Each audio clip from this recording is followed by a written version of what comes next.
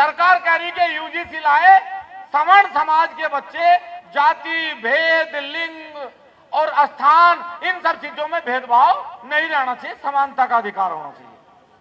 मुस्लिम राजपूत सामान्य में है। एक सरकार कह रही कि ये अल्पसंख्यक है और दूसरी सरकार कह रही कि ये सामान्य है। कमाल की बात देखो, सरकार कानून ले आई, यहां बहुत लोग प्रतिक्रिया दे रहे। राजस्थान के 2 जिलों में जाट समाज ओबीसी में है, हरियाणा में सबसे ज्यादा जाट समाज है, वहां सामान्य में है, केंद्र में सारा जाट सामान्य में है, और यहां कुछ लोग कह रहे कि भाई ओबीसी, इसका यूजीसी का समर्थन करो। इसलिए हम बार बार ये कहें कि सरकार आज तक ये तय ही नहीं कर पाई कि ओबीसी एससी है कौन, दलित है कौन। दलित और पिछड़ा है क्या? पिछड़ा वो है जिसके पास साधन नहीं है, पिछड़ा वो है जिसके पास शिक्षा नहीं है, स्वास्थ्य नहीं है, चिकित्सा नहीं है, सुरक्षा नहीं है, जो बहुत पीछे की लाइन में है, जो बच्चा हमारा विकलांग है, जिसके पास पढ़ने के लिए पैसे नहीं है, जो 7 साल की उम्र में भी मजदूरी कर रहा है, 18 साल की उम्र में भी मजदूरी करेगा, वो पिछड़ा है, वो दलित है, वो मुस्लिम राजपूत भी हो सके, वो राजपूत भी हो सके, क्योंकि राजपूत के न जाने कितने बच्चे आज रेढ़ी लगा के आज सब्जी बेच रहे। और सरकार क्या कह रही कि नहीं साहब, आप चाहे रेढ़ी चलाएं, चाहे आप मजदूरी करें, आप सामान्य हैं। पहले हिंदू मुस्लिम, अब सामान्य। इसलिए भाई हमारा निवेदन है, ये जो जाल तुम्हारे खिलाफ फैला रखा ना, इसमें से निकलना बहुत मुश्किल है। इसमें से समझदारी से निकल सको, भीड़ से नहीं निकल सकते। समझदारी करो, बैठ के चर्चा करो, समझदार लोगों को बुलाओ कि हमारा अधिकार क्या है, हमारी बात क्या है, हमें लड़ना किस चीज पे। हम लड़ रहे सिपाहियों के ला रहे, हम लड़ रहे अस्सों के ला रहे, हम लड़ रहे दरोगा के, इनके ला लड़का क्या है भाई? पटवारी, तहसीलदार, कानून गो, इनके साथ लड़का मिलेगा क्या? अरे लड़ना तो सरकार के साथ, जो सरकार एक कानून बना रही उनके साथ जब तक नहीं लड़ोगे, जब तक किसी के साथ लड़ने का कोई लाभ। इसलिए भाई हमारा निवेदन है, हम दोबारा आएंगे प्रधान जी जोड़ा में। आज भाई हमारा पेट नहीं भर रहा, और नेता बनने के लिए कभी नहीं आना, एक व्यक्ति भी संगठन में मत आना, कभी कोई जरूरत नहीं, समझ जाओ बस। ईमानदारी से कह रहे, जिस दिन तुम्हारी समझ में आ गई हम जीत जाएंगे। हमारा भीड़ करने का मकसद नहीं है, हमारा समझाने का मकसद है। तुम भी 145 करोड़ लोगों के हिंदुस्तान का हिस्सा हो, तुम्हें कोई इस देश से जरा सा भी नुकसान नहीं पहुंचा सकता, लेकिन हम डर के मारो भागे फिर रहे। इसलिए हमारा निवेदन है कि जिनके साथ हम लड़ रहे वहां कुछ नहीं है, ये सारा थाना हमारी सुरक्षा में है, हमारे लिए बनाया, लेकिन वही हमारा शोषण कब करे? जब सरकार हमारे खिलाफ गलत कानून लेकर आवे। कानून सरकार बनावे, सो नहीं बनाता, सीओ नहीं बनाता, एसपी नहीं बनाता, पटवारी कानून नहीं बनाते। कानून वो बनावे जो दिल्ली की सदन में बैठ के माल मार रहे, माल खा रहे। 543 सांसद पूरे देश के, वो एक भी नेता का बच्चा हिंदुस्तान में नहीं पढ़ता।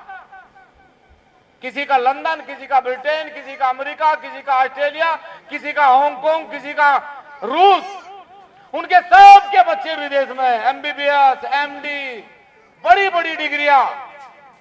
और हमारे बच्चे यहाँ क्या है, बीमार, वो वहां से डॉक्टर आएंगे और यहाँ इलाज करवाएंगे, मजदूरी करेंगे, किसानी करेंगे, नौकरी करेंगे, सारा पैसा नेताओं के बच्चों को।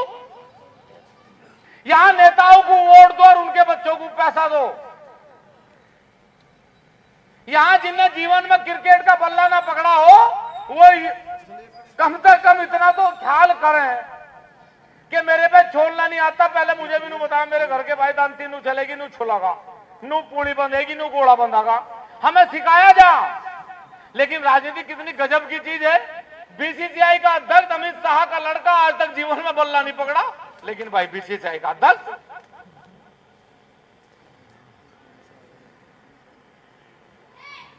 कमाल की बात है, जिसके घर का एक व्यक्ति आर्मी में नहीं है वो रक्षा मंत्री। जिसका बालक कभी विदेश न गया हो वो विदेश मंत्री। मतलब बकरी पानी में, मछली झाड़ी में, दोनों मरेंगी। और हम खुश हो रहे। देखो भाई, मोदी जी ने इतना कर दिया, ढिकड़ा कर दिया, फलाना कर दिया। वीजा नहीं पकड़ता तुम्हारा कोई। सच्चाई जिस दिन पता लग जाएगी, माथे में हाथ मार कर रोगे। कोई वीजा नहीं पकड़ता।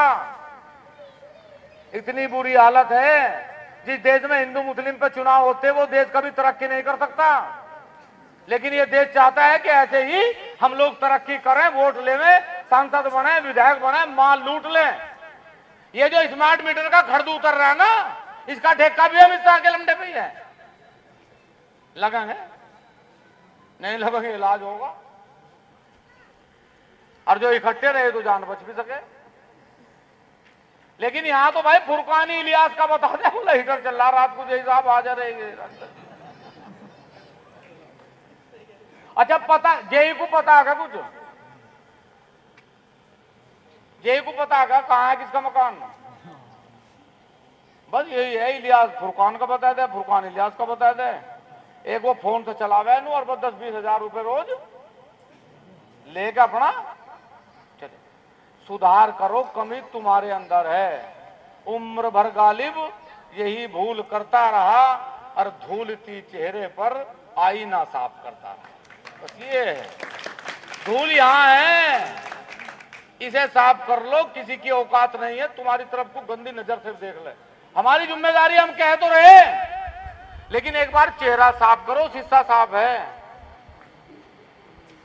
इसलिए आपके बीच आए। ये जो इतनी बड़ी जनसंख्या में लोग हैं ना, एक बार तो ईमानदारी से खड़े होकर अपने अधिकार को पहचानो। पढ़ना तुम्हारा अधिकार है और सरकार तुम्हें पढ़ने नहीं दे रही। क्या दे रही तुम्हें? 5 किलो अनाज। अरे कमाल की बात है। नुके 47 में देश विकसित होगा।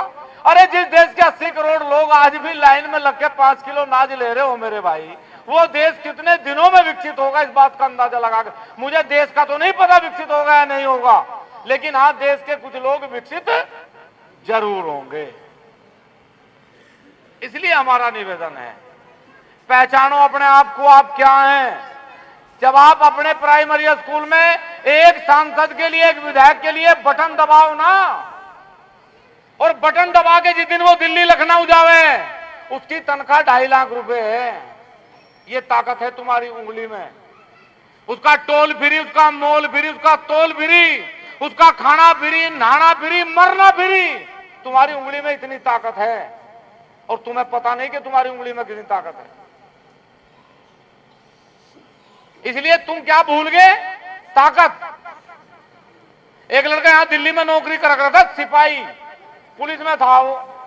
उन्होंने कहा अपने चाचा को, चाचा जब आपके दिल्ली आओगे तो मेरे लिए घी लेकर आइए। गांव का किसान का सीधा साधा उन्होंने स्टील का 5 किलो का डिब्बा भरवाया, क्योंकि हमारी भावना कैसी रहे कि भाई मेरा लड़का दिल्ली पुलिस में है, उसके साथ और भी उसके मित्र होंगे, उन्हें भी खवा देगा। हमारा भाव है ना ये। उन्होंने कहा 5 किलो का घी का डिब्बा भर लिया। मुझे बनाकर स्टेशन पर चला गया, रेल में चढ़ गया। रेल में भीड़ थी ज्यादा। उन्हें वो 5 किलो घी का डिब्बा उस पर टांग दिया चैन पे, रेल की चैन पे। वो जैसे ही रेल का चैन पे टंगा, चैन खिंची पर रेल रुक गई। अब रेल जैसे ही रुक गई, वहां खड़द उतर गए। टीटी आ गया, पुलिस चली गई। बोले डिब्बा किसका? ताऊ ने कहा भाई हमारा। बोला तू ताऊ कमाल का आदमी, तुझे नहीं पता तेरे डिब्बा टांगने से रेल रुक गई। बोला भाई बात सुन मेरी, नू तो मुझे पता है कि घी में ताकत है, पर साला मुझे नू नहीं पता था यो रेल भी रोक के। पता है तुम्हारे अंदर ताकत है, तुम्हें पता तुम सरकार को रोक भी सकते हो, बढ़ा भी सकते हो, मिटा भी सकते हो, लेकिन मेरे भाई भूले बैठे, खा नहीं रहे, मजा ले रहे। कोई आवे वही पटा के ले जा, हर बेरी पट रहे और फिर पटे फिर रहे।